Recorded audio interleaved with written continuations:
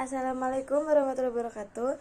Perkenalkan, nama saya Pradila Priyanti dari kelas 11 PPLG 1. Di sini saya akan menjelaskan tentang sequence diagram, facet, dan development diagram. Mari kita mulai. Nah, pertama-tama yaitu sequence diagram.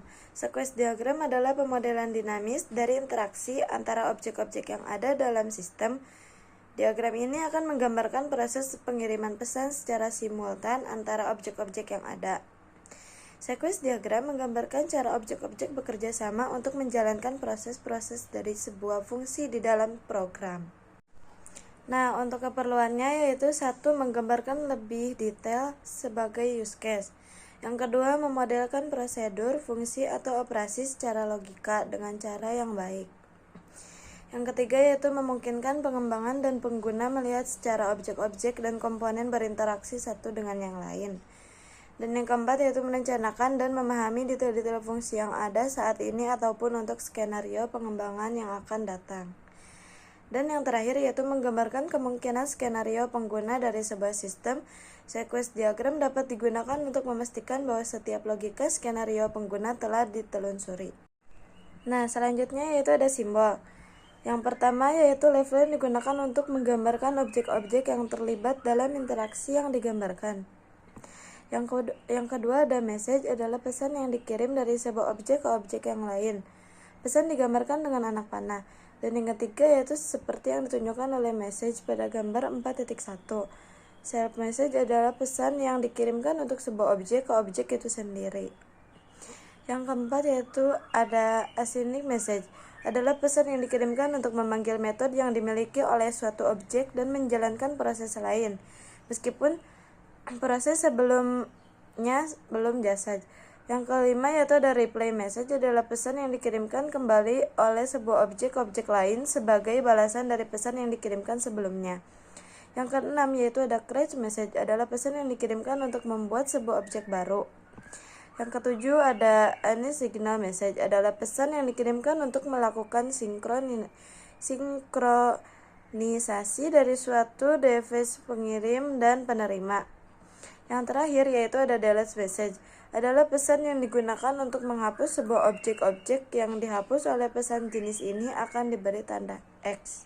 Nah, dan selanjutnya yaitu ada langkah-langkah. Bisa kita lihat di sini yaitu ada pada model Explorer. Tambahkan sequence diagram. Pilih sequence diagram yang sudah ditambahkan dari toolbox. Tambahkan 4 buah leaflet untuk mewakili 4 aktor atau objek. Beri nama untuk masing-masing leaflet berturut-turut. Pegawai anggota, buku, dan transaksi. Yang selanjutnya tambahkan pengiriman pesan untuk validasi keanggotaan dari pegawai ke anggota. Tambahkan pengiriman pesan untuk pengecekan jumlah buku yang sudah dipinjam dari pegawai ke anggota. Yang terakhir, tambahkan pesan-pesan yang lain sehingga semua pesan sudah ditambahkan pada gambar sudah sesuai. Simpan pekerjaan yang sudah dibuat. Untuk materi selanjutnya yaitu ada page cake diagram. Page cake diagram digunakan untuk menunjukkan struktur dan ketergantungan antara subsistem atau modul-modul yang ada di dalam sistem dengan berbagai level sudut pandang yang berbeda. Struktur dengan level pandangan yang berbeda tersebut sering dibutuhkan pada sistem yang berupa aplikasi multi-layer. Untuk selanjutnya yaitu simbol dalam page cake. 1.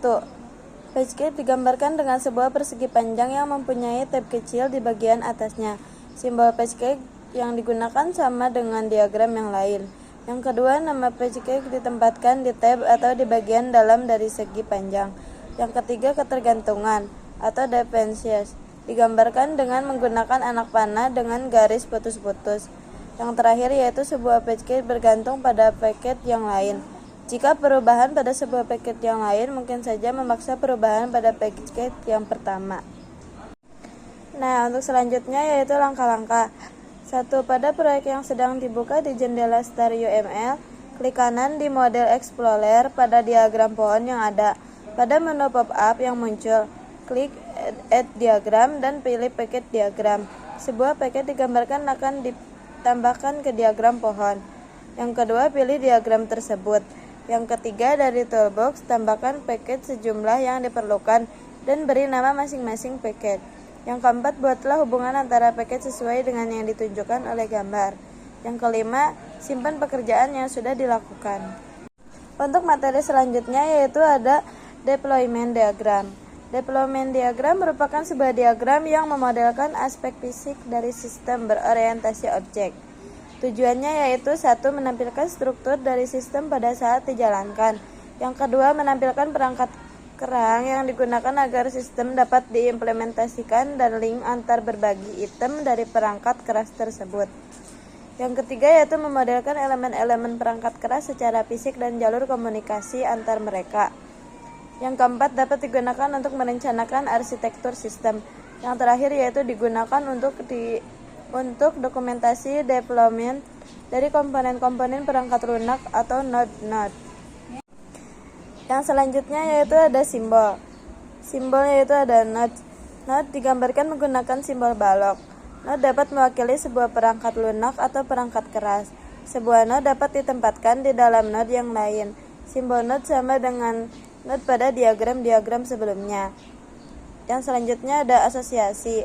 Asosiasi atau hubungan digambarkan hubungan kerja antar dua node. Asosiasi digambarkan menggunakan sebuah garis seperti hubungan asosiasi pada diagram-diagram yang sudah dijelaskan sebelumnya. Yang selanjutnya yaitu ada ketergantungan dependensi. Ketergantungan adalah hubungan antara dua node yang pada sebuah node keberadaannya bergantung pada node yang lain. Seperti pada diagram-diagram yang lain, ketergantungan digambarkan dengan menggunakan simbol anak panah dengan garis putus-putus. Untuk selanjutnya yaitu ada langkah-langkah. 1. Pada proyek yang sedang dibuka di jendela StarUML, klik kanan di model Explorer pada diagram pohon yang ada. Pada menu pop-up yang muncul, klik Add Diagram dan pilih Development Diagram. Sebuah development diagram akan ditambahkan ke diagram pohon. Yang kedua, pilih diagram tersebut. Yang ketiga, tambahkan node sejumlah yang diperlukan dan beri nama masing-masing node. Yang keempat, buatlah hubungan antara node sesuai yang ditunjukkan. Simpan pekerjaan yang sudah dilakukan. Nah, untuk yang terakhir, agar sistem bekerja dengan baik, sistem harus mempunyai perangkat-perangkat yang berfungsi sebagai server basis data, server aplikasi, dan komputer klien yang digunakan untuk mengakses sistem. Jika sistem perpustakaan dibuat agar dapat memberikan layanan online kepada pengguna sehingga pengguna dapat mencari ketersediaan buku, jurnal, atau e-book melalui internet, sistem akan memerlukan tambahan perangkat komputer yang berperan sebagai web server yang akan terhubung ke internet sehingga anggota di perpustakaan dapat mengakses sistem perpustakaan tersebut melalui jaringan internet. Sekian penjelasan video dari saya, kurang lebihnya mohon maaf. Sekian, terima kasih. Bye-bye.